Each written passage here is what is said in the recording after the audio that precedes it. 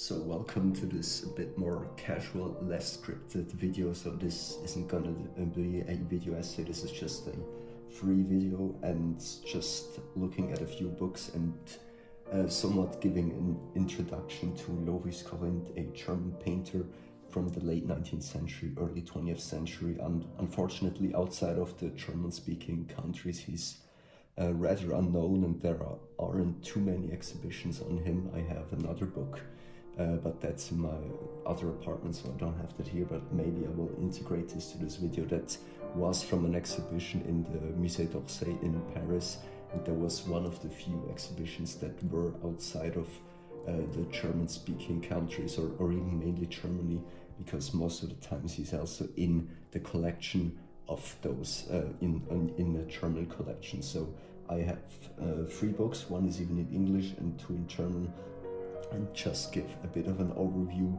to his paintings. And yeah, quite a nice introduction, because it's also rather hard to find, I guess, for non-native German speakers to get an insight into his work. And mainly the most famous painting that lots of him would associate with him is this one, this self-portrait with a skeleton, on German Selbstporträt mit Skelett from 1896. And I also gonna go through his self-portrait first, because then the biography is quite important as well, because he rather started in somewhat of an academic way, and then he had a stroke, and after that stroke his brushwork, which was quite violent before, has gotten even more violent and is like very much a predecessor for expressionism. So like I said, this self-portrait, one of his first, is probably the most famous painting from him. And here we have a book on his self-portrait. It was from an exhibition in Hamburg, but I haven't been to that one, so it's a bit of an older book. But here it goes chronologically, because in his later years, then most of the time he painted one self-portrait each year. So here we have a few sketches, and the one mentioned here, you can see a picture of him as well. And then you can see with it says with his model, and then he oftentimes also painted one with his student, which became his wife, Charlotte Berendt, and that also gives his somewhat a sexual tension, and also typical themes of at the end and the turn of the century, and for symbolism as well. So with this one, if you just look at the way the paintbrush has been handled, has been painted, and the paint on it as well, here we can also see from, like I said, this video is also about the painting techniques. If you look at his palette, they're somewhat similar to the Zorn palette, like Under Zorn, that used titanium white, yellow ochre, vermilion red, and ivory black. So he has also somewhat of this palette here, and sometimes he's also labeled as an impressionist. And here's like the difference between German impressionism and French impressionism, that Germans always had the blacks in their palette as well. So like I said, his brushwork is just phenomenally good, like something out of John Singer Sargent, but a bit more violent, a bit more German, you can say, and also just perfect, the glance on his nose. But it got looser and looser, and then when we look at the later works, we'll definitely get into it. So we already spoken about this one. And then, like I said, in the middle, he was more on the settled side, so these were just representational portraits of himself, and also his daily ritual. But then after his stroke that he had, I think about in 1911, if that's the right time. I don't know if it was later, I will do it in the video, but after the stroke, and even before that, his painting got way more expressive, and then after the stroke, which of course was quite an impact on his life, it just gotten wilder and wilder. Like for example, on this portrait that you can see on this cover, that will come to it later afterwards. But here you can see on the face, for example, the lightning and how the ears are painted as well. It's just like very, very violent, but very wonderful and quite ahead of its time. So for a rather academic painter, because he was also in the Secession in Berlin as well, and just phenomenal how you can see the redness of the ear, and here it's a bit more settled again. So I think 1912, 13, and then it gets wilder and wilder afterwards. But like I said, here it's also this, you can say 1914, so you can also see it's like very connected with the zeitgeist of the Wilhelminian Empire, the Kaiserreich as well. Then you can still see these are just wonderful also with the painter and death. Like on his first self-portrait, it's also typical for that time. So again, with that time, with the Eros and Thanatos, they came with it. So it's lots of Eros on his paintings as well. So for example, the one with his wife here, that really shows die Freuden des Lebens, you can say, that the Eros, the love of life, but also the death, the Thanatos right here, plus like his own confrontation with death as well, plus just think of Vienna in the 19th century also with everything that has been there, or also the themes like Death and the Maiden was gaining popularity again. And also, for example, the Schubert string quartet. And then here it's just an introduction with the self-portraits. Afterwards we come to his mythological and his portraits as well. But here it's just about the phenomenal brushwork that I really appreciate with him.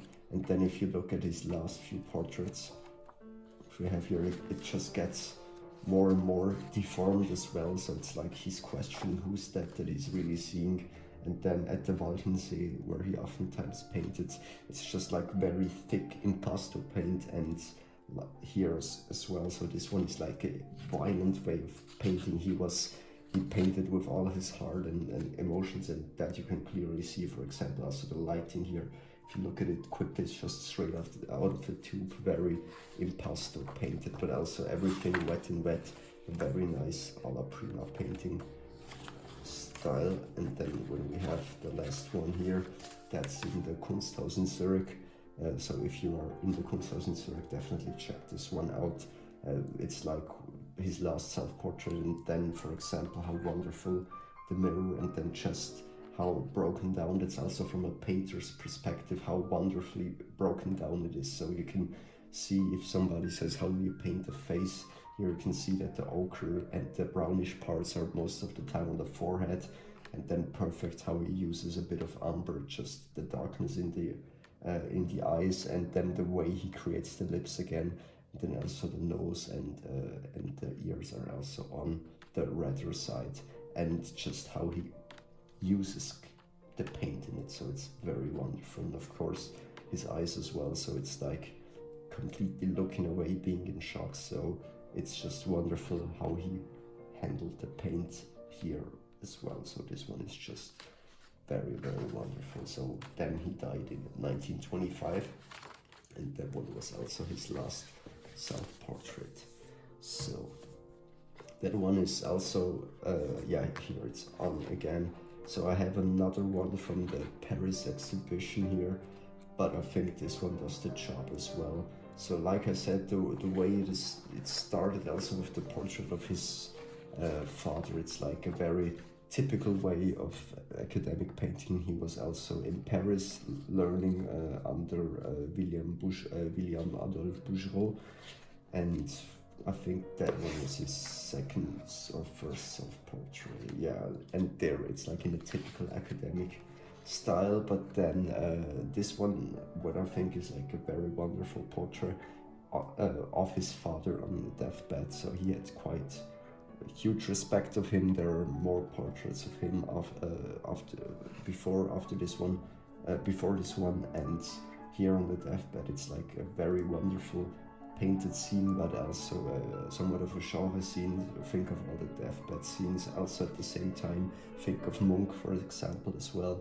But here in the difference, there's virtuosity of how wonderfully he painted this small still life on here with the glass, and and just the light reflects how the light is building up the chair, and then the red from the knit here, and then the red back here. So this one is just wonderful. But then he also moved away from somewhat contemporary genre scenes, and like it was common at the time, there were like lots of in the academic world, lots of mythological and biblical scenes, and his paintings are quite erotic as well. You can see it in his nudes, and of course they will be also all they also give the mythological scenes quite attention, so this is more on the academic side. So and then afterwards he loses it up, so we'll see it. So Susanna im Bade, Susanna and the Elders, it's also painted throughout history. And here what I really like about this one is just how simple the two elders have been kept. So it's like a female nude in the bath. It's also not even set in the past. It could be also set in 1890 if you didn't have the title. And just this piece of blue is just wonderful. So how the sky comes in there. So if we go forward a bit, yeah. Also he painted lots of Dionysian scenes, so you can think of Dionysos. That was also the myth around him, or Bacchus in the Roman mythology, was also very popular again in the late 19th century, and especially with him. If you look at him, so he could be like one of those following Dionysos. If you look at his lifestyle, he would have clearly the Dionysian way instead of the Apollyon ways, if you can say it with Nietzsche. And that one is also very wonderful, just how the grass is painted, but it's still, here the brushwork is like more settled in again. And then with this nude of Saal, this one in Bremen, it's very huge and just very violent, the way those strokes in this thick paint, and also how the belly was painted, for example, and how the light reflects on it, and the hair. This one is just a very, I love this about, sometimes it's missing in figurative painting, but there was such a the way he handled paint, so it's like absolutely wonderful. You really have to see that one also up close. I mean, it's not that big if you say 75 to 120 centimeters, but if you look at it from here, you might think it's a small study, but it's actually quite big. So the Salome, you can also think of the opera from Richard Strauss, and the play from Oscar Wilde that brought this Salome theme back into popularity, and of course the erotic dimensions as well. And there are two versions of it, but the second version is like the most famous, and it's probably his second most famous painting, but it's also very wonderful how it gives somewhat of a erotic desire and dimension as well, how he just glazes into his eyes of Johannes the Täufer. So very, here you even have it more, so it's like very much the desire, the femme fatale that comes with this painting. Here you can also see again that I would also imagine Lovis Corinth being a butcher, how of course he also had these scenes with Rembrandt, but the butcher scene, there's also a Rainer Werner Fassbinder movie, in einem Jahr mit 13 Monden, in einem Monat, ich weiß nicht mehr, I don't really know the title anymore, but there's like this butcher scene, and where they walk through, and this one is just so violent, and the only way to really depict that violence in the form of painting with oil paint is just it's like brutal. That one was in Bremen as well, so this one is just like very brutal, and the way, I mean, I couldn't paint something like this, so it's like, it's probably the way that the canvas had to suffer a lot during that painting process. But here you have more of the genre scene of the common people, and in comparison to the nice portraits and the mythological scenes as well. For example, his take on the family, or just the commissioned portrait, and on the family portrait as well.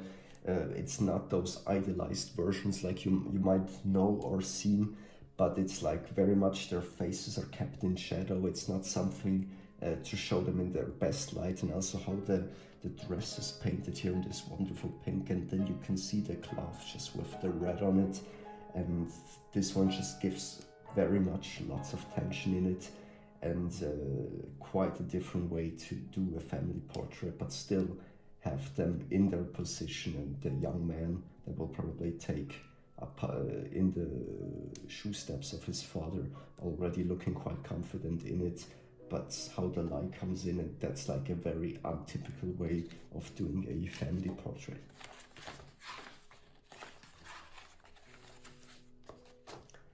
That one, another wonderful portrait here, also with it's nearly a square, if you can say. It's very unusual format, very unusual size with it, but also the Veritas painting, so it's Veritas painted with, it's like very wonderful that the focus is like set on his face. There are the most details are here, and then it gets looser and looser, just perfect how he painted the cloth right here, and then it gets looser and looser down here, and then just this nice park in the background, then it's just completely falling into abstraction and only showing a few things with it, but just from a distance it works perfectly well. Plus here you can see it's just like very much green, the same green paint, there's not depth in it, and just with a bit of burnt umber probably goes into the back, and then you have quite this wonderful, rather unusual portrait as well. For example, mythological scenes like this one is like, what I really love about this one are just the curtains and how it is set up. So it's like, it could be a scene in a theater, so it has a very wonderful theatricality that comes with it, and it's like we're part of the third act, where it's like where everything happens, and now as a viewer you're right in it. So this one with the red curtains, without those curtains it wouldn't have been that intense. So these paintings of his wife, of Charlotte, there are more on the intimate side, but even though when it's more on the intimate side, you can still see that his brushwork is like very much alive and somewhat violent as well. Just look at her fingers, and it's probably, it looks like it's the same white than it's her than her dress, and then just put on there on the lighting.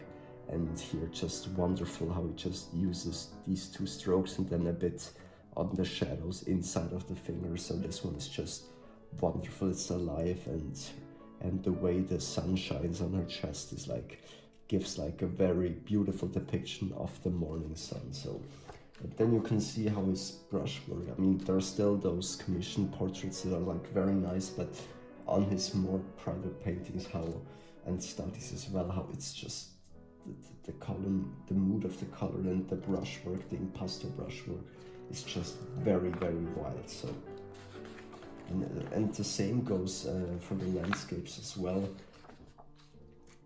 Like, then we will see when we look at his paintings at the Walchensee how much there is, and his flowers still live as well. So it's like very, very interesting the way he handled paint.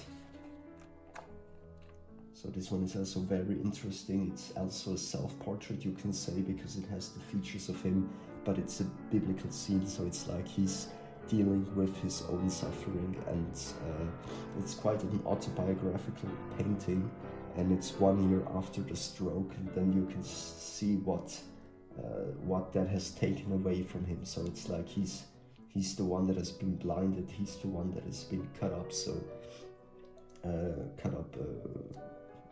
he's the one that has been tied. So that one is, plus the brushwork here gets wilder and wilder as well.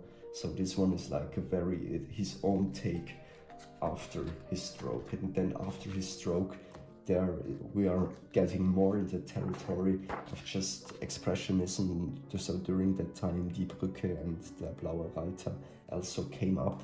So he's like, even though he's on the conservative position also with his mythological themes as well, but here we can still see he's somewhat on his way to the avant-garde, or in case the figurative avant-garde as well. And here, for example, Ariadne at Naxos.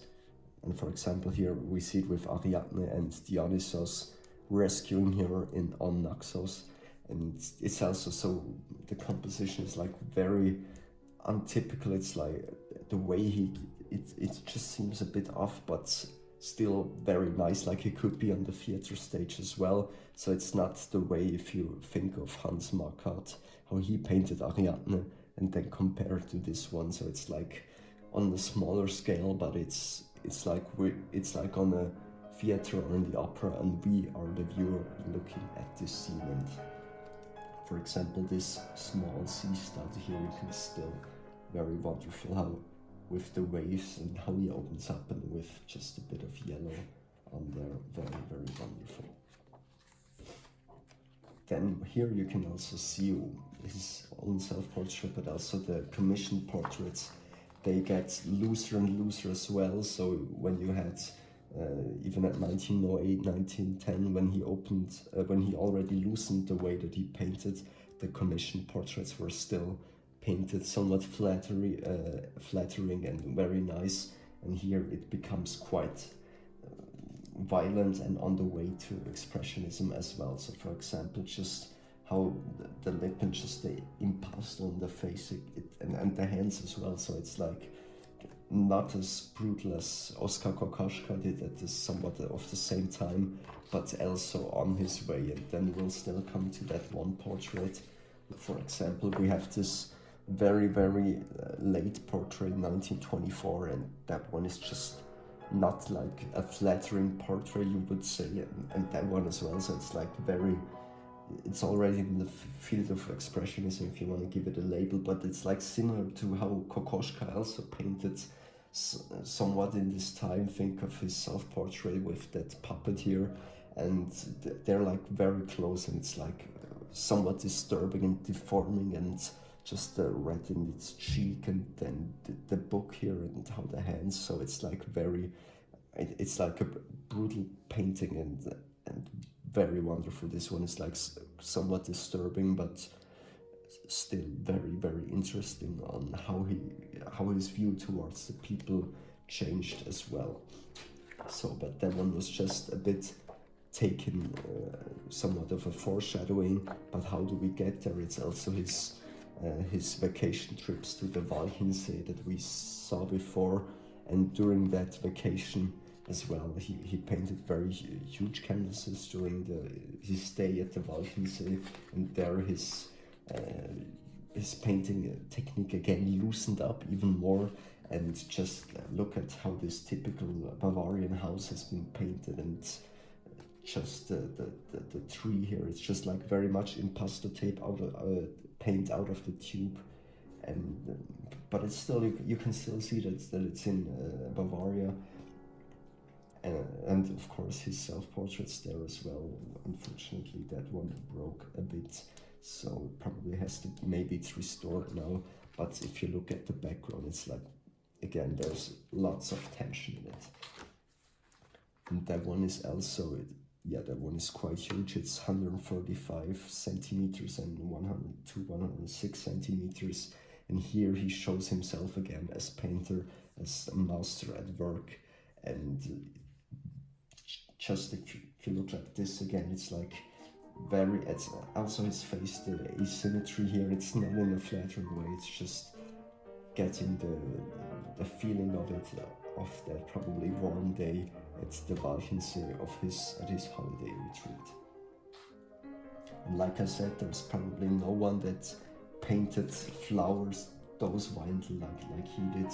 So I also love his flowers still life.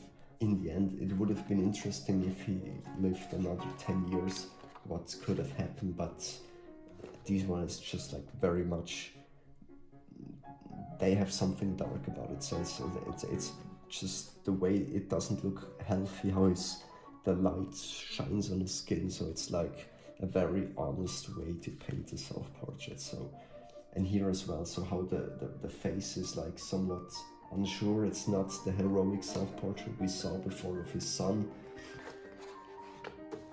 For example, here this one is like very heroic, and here it's already with, even though it's still with the armor, this one is like an insecurity, a feeling of resentment maybe, or it's just not this heroic. It's like he has seen through it, and also just the expression on the face and just the bit of light on the nose that really gives this face its livelihood. So, and these one, like his last portrait, they have something very, very interesting about them, and yes, they're very close to example for like Kokoschka, the way that he painted them. So if you look at this book, we have some close-ups again. Here you have, for example, the detail from the slaughterhouse we've seen before, and then here you can see still the impasto paint and just the liveliness that comes from it, and also the abstraction if you look at smaller forms of it. Like, for example, this one is just absolutely wonderful. So it's like from still life as well, and that's what I mean with just not really showing the things in a naturalistic way, but still having the form of it, and he was clearly virtuosic in that sense as well, and then he could move on from that and go into to feel something like this. So it's like very just the way that's been handled here, and that it gives such a nice structure with the way that he uses impasto painting. So I hope that this one gives somewhat of a quick, small introduction of some of his most important works as well. So if you enjoyed it, make sure to give a thumbs up and subscribe. And I'll try to do more videos again, also with the video essays, but more of these casual, less scripted videos as well. So I hope you have gotten a nice introduction to it. And like I said, subscribe, like, and hopefully we'll see each other again. Okay, bye-bye.